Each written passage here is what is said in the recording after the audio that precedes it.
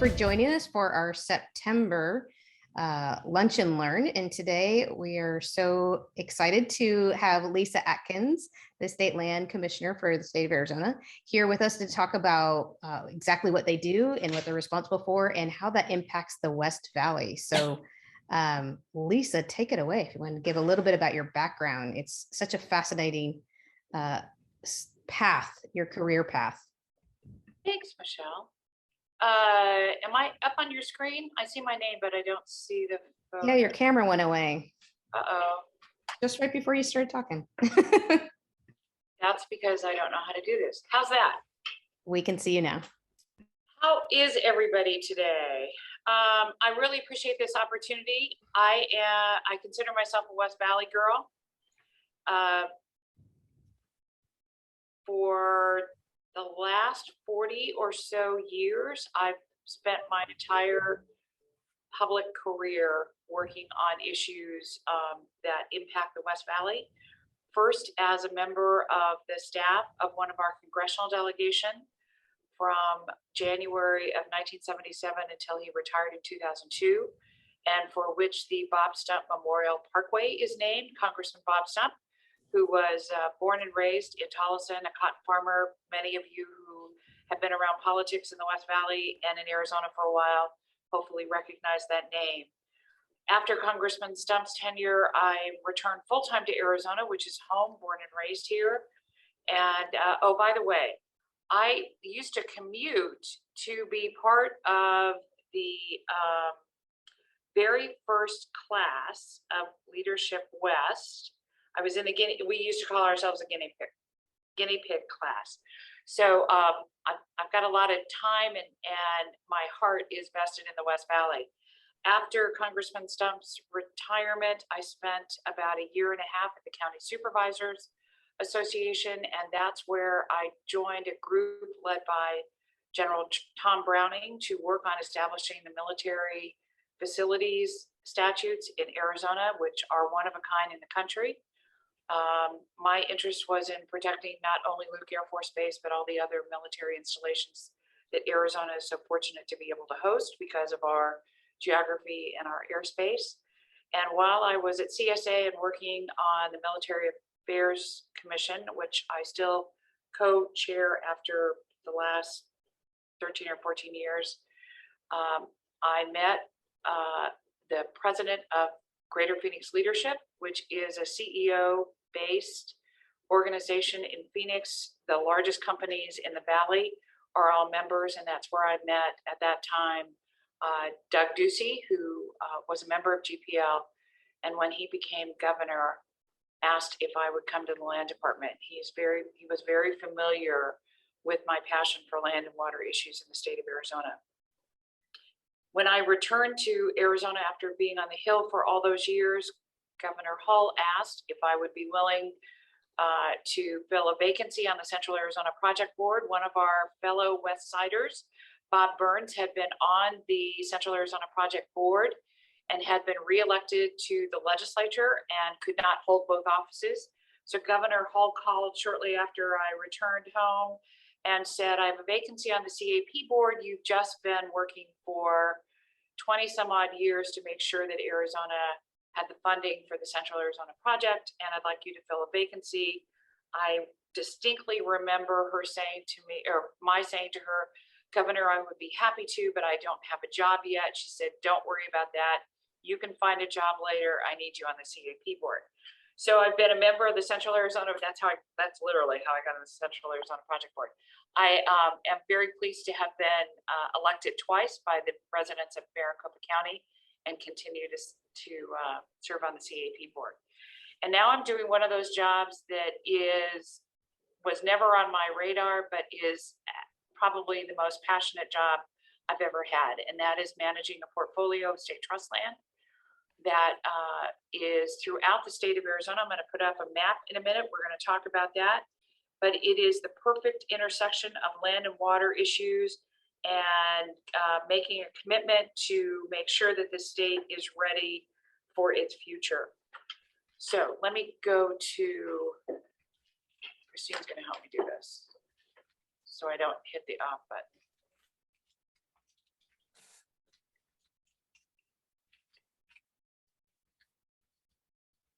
Can everybody see the Arizona State Land Department website? Mhm. It's probably, and I'm very,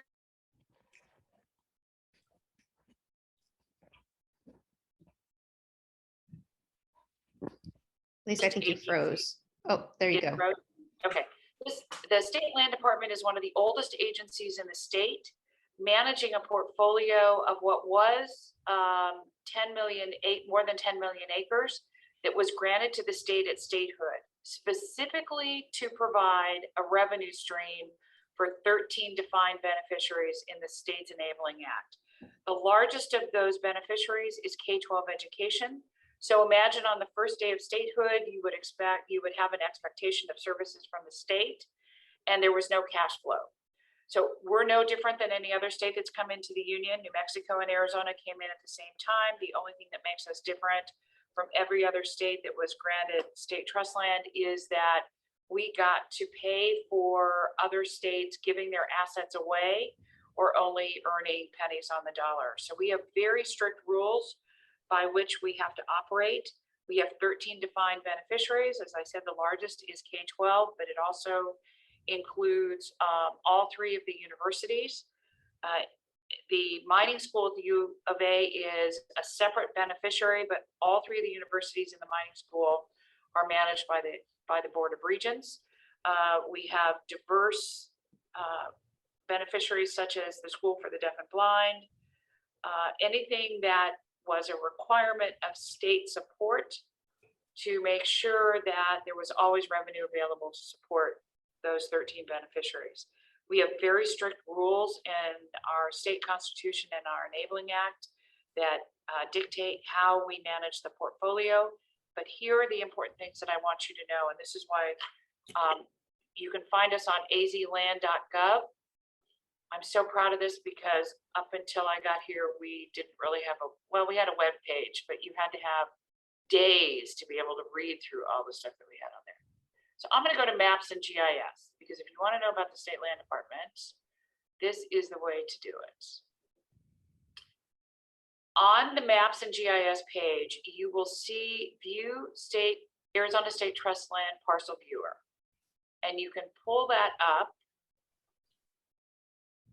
or not. Oh, it's loading. It may take a minute. So while we do that, you can go on our website and find out anything that's going on in the land department. Every piece of property that we sell has to go to public auction, and the site can't be reached. It's going to tank all my comments. Those darn GIS pages, they're so big. Yeah, great. The embarrassing thing about this is one of my duties is as a state cartographer. So here I am totally okay, we're not going to be able to do this. Did you want me to try to load it from my side?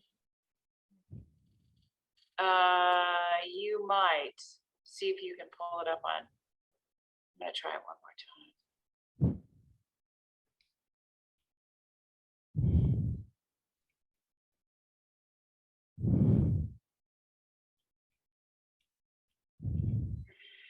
No, it's not going to do it. Rats. Okay, you're just going to have to listen to me talk, unfortunately. What I was going to show you is a full, Michelle, if you can pull it up, that'd be great. If you could just show that one page, and I'll stop sharing if you can do that.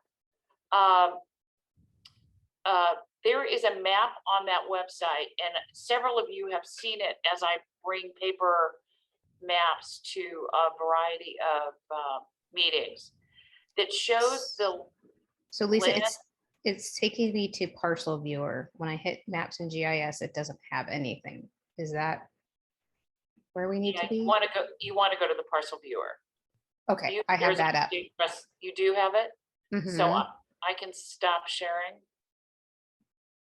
Yeah, and I'll see if I could share. Okay. Oh my gosh. There it is. Okay, yes. I'm so happy. So this is looking at the valley area. Every one of those blue squares and the yellow ones are all state trust land. Michelle, if you can if you can zoom out so you can see the whole state.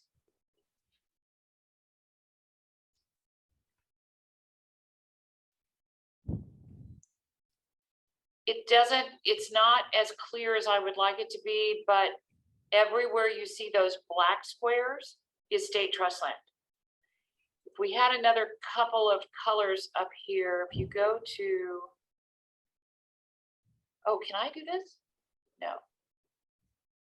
You want me here in the key? The layers and go to land ownership for the entire state. That tells a story that I think is important for you all Oh. okay. Oh, fabulous. So all the different colors on this map represent land ownership. All of the blue is state trust land. The purple is national parks. So you see Grand Canyon National Park up north.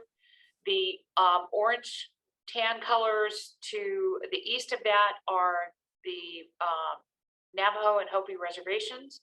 All the yellow on the map are BLM lands. All the green are national forest. Then towards southern Arizona, you see another park on the border. You also see a gray area, both at the southern border and to the east or to the northeast of Yuma.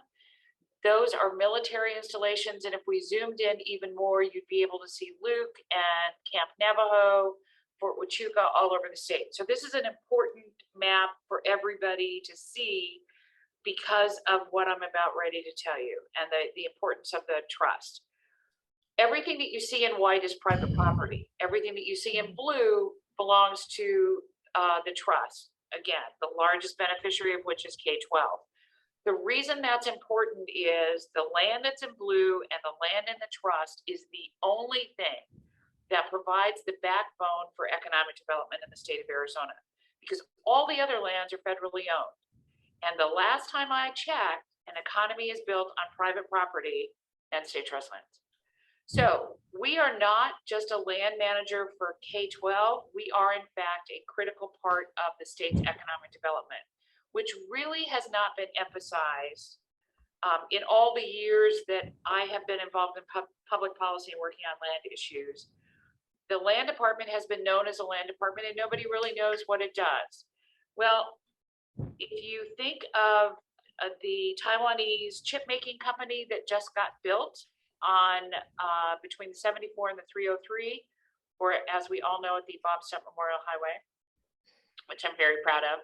And I-17, the Taiwanese bought land from the state land department because it is a large footprint in order to build the tech park and the chip making operation. The trust, as you can tell from all the blue on that map, is one of the largest land mass owners. And with all the economic development in the state going on right now, we're playing a very close role with the Arizona Commerce Authority as they begin and continue to attract large manufacturing businesses to the state of Arizona. That's an important part of our economy. It's historically a part of our economy. This state is known for manufacturing things and exporting it. That is the foundation of ag. That's the foundation of cattle. That's the foundation of manufacturing. We have a manufacturing economy where we make things and we export them. And that's what's so unique about the land department is we have the footprint to be able to work closely with ACA and other interested parties in order to build on that economic development. In the West Valley, which we have been doing not as much work as I would hope, but doing some interesting economic development. We are working with the Commerce Authority right now. For those of you in Goodyear, you know that we've been to Planning and Zoning and to the City Council with regard to a zoning issue around the 10 with a potential client that the Commerce Authority has that may be interested in locating in the West Valley. We don't have that much property on the 303, or we would be selling it as quickly as the development is happening. But we do have quite a footprint in Peoria, Surprise, Whitman. You can see in that up toward the Castle Hot Spring area that we've got, we have a sizable footprint in the developing urbanizing area of the West Valley. We're very excited to know that Goodyear is on people's radar, that Buckeye is on people's radar, that Peoria is, and Surprise. And we have a tremendous amount of growth that's going on in the Castle Hot Springs area. I think with the new ownership of Castle Hot Springs itself, you're going to see some interesting developments up in that area. There's a lot of privately owned land. We have intermingled land, and I know we're looking at some uses out there. And it's also a very popular area for off-road vehicles, because I get complaints from people on Castle Hot Springs Road almost every weekend by the number of off-road vehicles that are going out there. I've been keeping track, as any good staffer would do, of exactly what the governor's direction to run our agencies more like a business has done. And I'm very proud to tell you that during this governor's tenure, we have sold almost 40,000 acres of land, and we still have a couple of really large auctions coming up in the next 15 months. We have transferred to the permanent fund in the treasurer's office, which holds all the revenue that we earn when we sell property, $1.5 billion. The permanent fund is the holding for all the revenue that is earned in the sale of land or in minerals royalties. It is currently over $7.5 billion. The beneficiaries get a portion of the earnings every year as a revenue stream that goes to every one of the beneficiaries. Based on the property that they own, every section of land is identified by a beneficiary. So it's not a pot of money that's split up 13 ways. Obviously, the largest bulk of money that goes to any beneficiary is that of K-12, because they're larger. If we happen to be leasing, which is a management tool for us for ag and grazing leases, beneficiaries' land, that lease money goes to the beneficiary on a regular basis. So in the case of K-12, we forward lease funds after we clear the books, and it's in a payment monthly among all their other revenue streams. So we're doing exactly what was envisioned by the federal government when they gave this asset to the state. We're managing it in perpetuity. When it makes sense in the path of development to sell that land, we do. We've been far more aggressive, I think, than any other administration has, because the economy has been so good. It was good during the Napolitano governorship. It, of course, wasn't unfortunately, during Governor Brewer's tenure in office, but it has started to come back. We took a lot of land back when I first got here. People that weren't going to be able to keep that land, and so we took it back, and some of it we've resold. We're working primarily on housing issues. We've sold close to 800 acres in the Peoria area. The conversations that we're having with Peoria and Surprise right now have to do with residential development.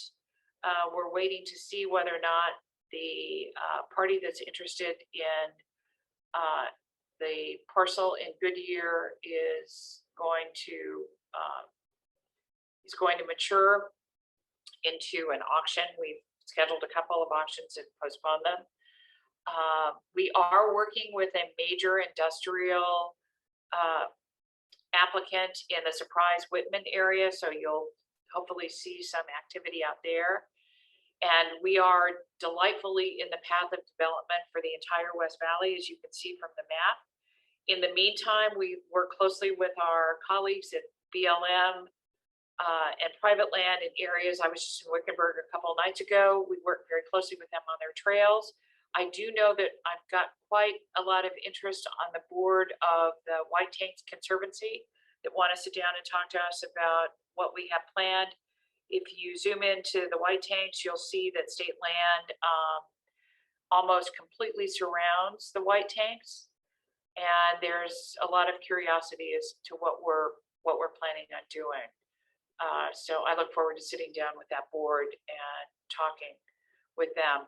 just as a side note, one of my colleagues on the State Parks Board is on that Conservancy Board. As the State Land Commissioner, I have a few other titles. One of them is the state cartographer, so I'm the official map maker for the state of Arizona. But I also serve on the State Parks Board because of the footprint of the trust throughout the state. And lands, the very first auction that I held as state commissioner was for the land that created the Yarnell Memorial up in Yavapai County. So there are no 2 days in this office that are alike. We are bringing all of our operations up to date. I'm very proud of the fact that we've gone from 100% paper to an online system. We were the first contract in the state government to sign up with Salesforce, and we're almost totally online, which I'm very proud of. So you can go on our website, keep track of us, fill out an application if you have a mining area that you're fond of and you want to do mining exploration. If you want to buy land or do an ag lease, an agriculture lease, or a grazing lease. Michelle, I'm going to stop there. See if anybody has any questions, because I know we're going to be out of time in a few minutes. So what was the dark blue color again? The dark blue is us. And then the lighter blue?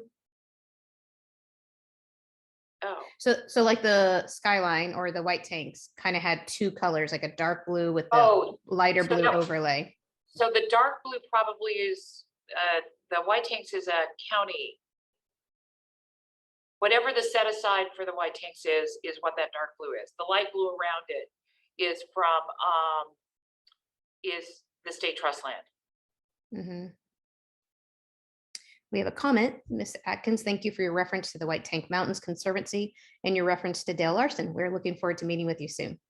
And that's Donna Bronsky. She's with the White Tank Mountains. Thank you.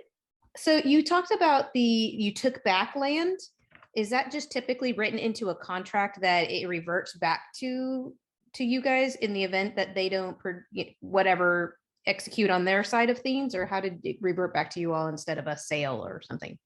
We got it back. It was actually handed back to us when the party that bought it at auction realized that what they paid and the value of the land was not going to be able to yield a project that they could afford to build. So rather than hold on to it, they just returned the parcel to us, and there's a penalty for that. So, and it was very sad. It was at the height of the market as we're in now. So I wonder when we sell property, if they don't start construction right away, if we're going to get it back at some point. But if you're not going to be able to develop, if the price of the land was too high to actually pencil out, and one of them was actually a very large footprint for a residential area in another part of the valley, there was no way that they would ever be able to recoup their cost of buying the land.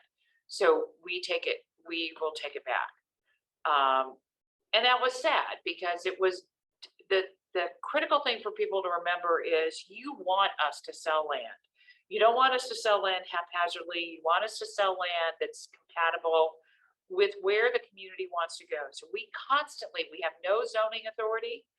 We're not going to go out and sell a piece of land unless we have already talked to a community. We are in constant conversations with the city of Peoria right now on planning and zoning because we don't have any authority. It actually is in the local community's benefit as well as ours to get all of that done ahead of time. I'll give you a perfect example.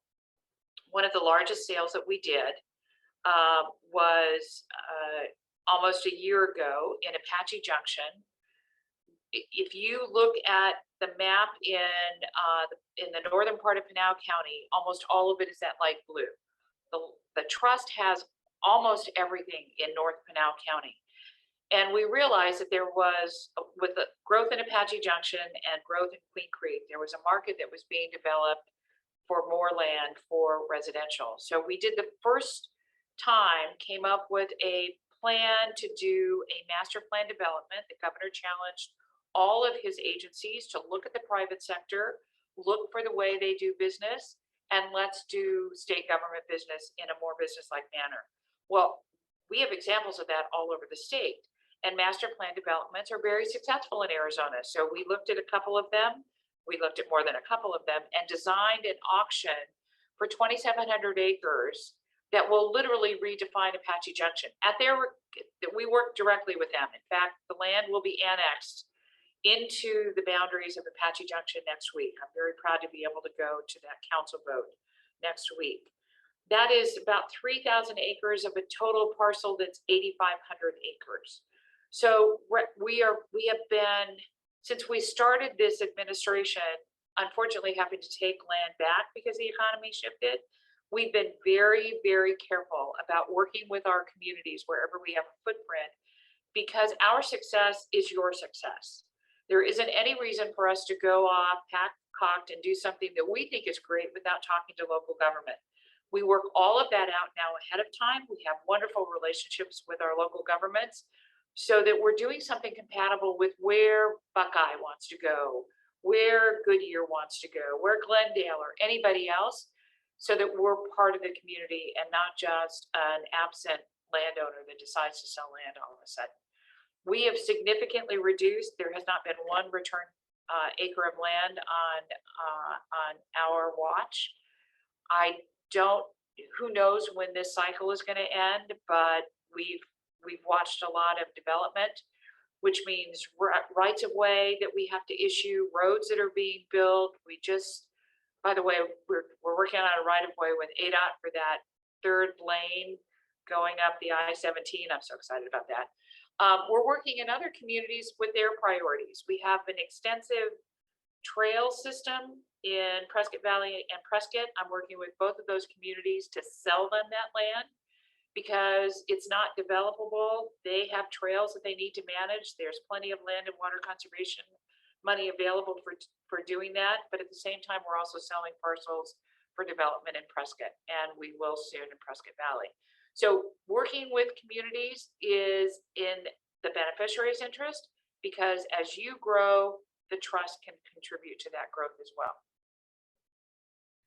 Do we have any other questions from those in the audience? So I know K-12 is the biggest part. Can you just mention maybe a couple of the other 13 that are beneficiaries? All three of the universities, the Pioneers Home and the Disabled Minors, the School for the Deaf and Blind, the judicial system, the corrections, any of those beneficiaries who were part of state services before statehood, when we were a territory that would have, it even includes the governor and the executive and the legislative branch. So facilities that not facilities, but organizations that you depend on for the delivery of state policy or state services. Awesome. K-12 is like 85% of it. I wish Any the other questions? community colleges were part of it, but there were no community colleges at statehood. So Right. Right. What would it take to bring in any other beneficiaries, or is that locked and not negotiable? yeah, that would probably take a constitutional change, and I don't know that that's in the card. Just curious. Any other questions? I had one more. Do you always have to go to auction or the highest bidder, or do you ever work with these municipalities or agencies to do land swaps or lease that are really cheap for the public benefit? So the courts have determined that the land department, the state, does not have the authority to do land exchanges, which we used to do until one of the cases was the Deer Valley case, had to do with the school district in Deer Valley. And it's really too bad, because I can show you throughout the entire state of Arizona where, the closest one to you guys is up at the lake, at Lake Pleasant. All the lands around Lake Pleasant, many years ago, were BLM state trust land. BLM, they were checkerboarded. So we did a large land exchange, the state did, with the Bureau of Land Management. This is while I was on the Hill, and changed the surface ownership around Lake Pleasant. And as a result, also blocked up, unintermingled, blocked up some land ownership in what would become the first national monument that then Governor Bruce Babbitt when we lost the ability, when we had the last ability to do exchanges. When he became secretary, the very first national monument designated in the state of Arizona was the Agua Fria Monument. That would not have been possible without land exchanges. Unfortunately, the state was sued, and the Supreme Court found that the state never had the authority to do land exchanges, and it would be a very complex effort to do. So we cannot do land exchanges. We are required by the Enabling Act in the state's constitution to sell always at public auction for no less than the appraised value. So we do all of our due diligence and get a check off by a group that's appointed by the governor called the Board of Appeals. That is the opening bid. Sometimes that's it. So the beneficiaries always know that they will get appraised value for their land. We just had an auction on a very, very small parcel of land in Tucson, and the opening bid obviously was for appraised value. There were 5 bidders there, and the value that was paid for that property was almost 6 or 7 times the value of the appraisal. So it just all depends. The land that I told you about in Apache Junction had 4 very active bidders. So it is no beneficiary should ever worry about getting at least appraised value. And in a hot market like this one, they're getting far more than that, which is wonderful. But it also means that we've been doing our work with local governments and planning and zoning, because the land is ready to go. We have developed an idea called a zoning bank. So we work with the local government and come up with a variety of uses, even within a parcel that is expected to go residential, because you're going to want to have some commercial, and you've got rights of way and roads, everything else, infrastructure. And by doing that ahead of time, it can attract a variety of bidders. Classic example, there was a piece of property in Scottsdale, a rather large piece. We had approached Scottsdale with the concept of the zoning bank, and that zoning bank would have allowed a lot of different uses. And for those of you in city government, you know what the revenue stream is when you have an auto dealership, and what was expected to be a lot with office buildings on it is now a car dealership in Scottsdale, which is probably making them far more money than having a business building. Well, that's good for us too, because that means several different types of bidders are going to show up at an auction. It's just been fascinating. But at the end of the day, having the opportunity to work on managing Arizona's landscapes and watersheds, to me, is just the best way to get back to my home state. One more question. Sure. So when the Supreme Court ruled that the land swaps were not allowed, so I'm guessing that they didn't make the state unwind any of those. No, thank heavens. Or Okay. the state everybody would have suffered in that case. I mean, we have footprints in the state beyond the Agua Fria National Monument that are the result of land exchanges, where the beneficiaries can get the value of their land, but at the same time, from a federal level, we've unblocked intermingled lands, which makes management so much easier. I still have a lot of lands up on the Arizona Strip that are surrounded by BLM lands. I have lands that I can't get to the subsurface minerals because of the surface is owned by the federal government. So there are still some challenges. And could we do things a little bit differently? Yeah.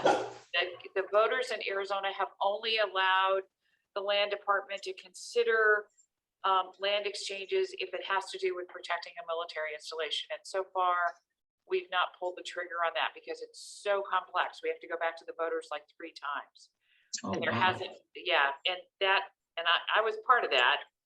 And it made sense at the time, but now from an inside standpoint, it doesn't, because of how many steps you have to take. So we, I would say 8.5 million out of the 9.2 million acres in the portfolio are really never going to be developed. They're watershed and landscape lands.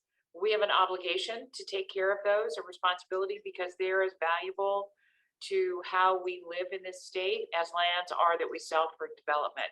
And who knows? I never would have thought growing up here that Desert Ridge was going to be a major You know, I can tell you stories about things I might have done at Desert Ridge before it was known as Desert Ridge, or quite honestly, out in the West Valley. Who knew?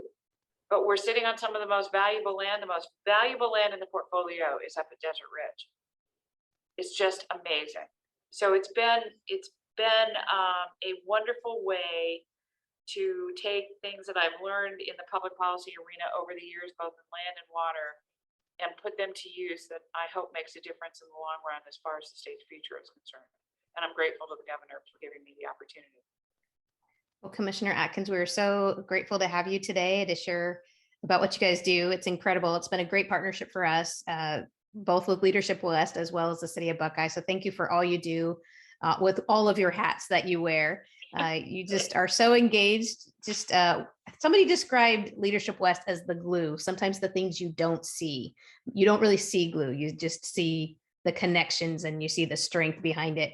And I just feel like that perfectly describes you. You don't always see you, but you're touching so many things. You're the glue to so many things, both forward facing as well as behind the scenes. So thank you for everything that you've done for the state of Arizona over your career. So thank you. Thank you guys for being involved too.